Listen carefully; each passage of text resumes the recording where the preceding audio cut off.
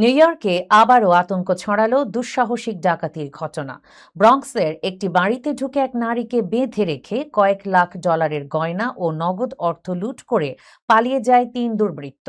হামলায় গুরুতর আহত হলেও বর্তমানে ওই নারীর অবস্থা স্থিতিশীল। কারা এই ডাকাত, কি বলছে পুলিশ এবং তদন্ত কতদূর এগিয়েছে, এসব গুরুত্বপূর্ণ তথ্য থাকছে প্রতিবেদনে।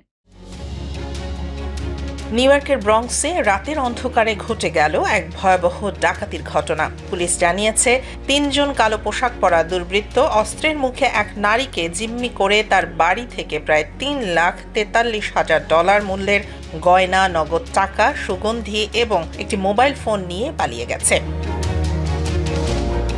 ঘটনাটি ঘটে হাই ব্রিজ এলাকার ওয়েস্ট 168 স্ট্রিট ও ওকডেন অ্যাভিনিউয়ের কাছে। পুলিশের তথ্য অনুযায়ী ডাকাতরা ছুরি ও বন্দুক নিয়ে জোর করে ওই নারীর বাড়িতে প্রবেশ করে। ভেতরে ঢুকে তারা ৩৯ বছর বয়সী ওই নারীকে বন্দুকের বাট দিয়ে আঘাত করে। পরে তাকে চোখ বেঁধে হাত পা ডাক্ট টেপ দিয়ে বেঁধে ফেলে এবং ঘরের মূল্যবান জিনিসপত্র নিয়ে দ্রুত পালিয়ে যায়।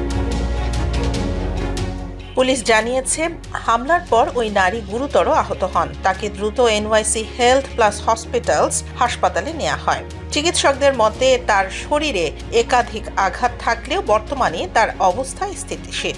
এদিকে নিউ ইয়র্ক পুলিশ সন্দেহভাজন ৩ ডাকাতের সিসিটিভি ফুটেজে প্রকাশ করেছে। ফুটেজে দেখা যায় ৩ জনই কালো পোশাক ও মুখ ঢাকা অবস্থায় ছিল।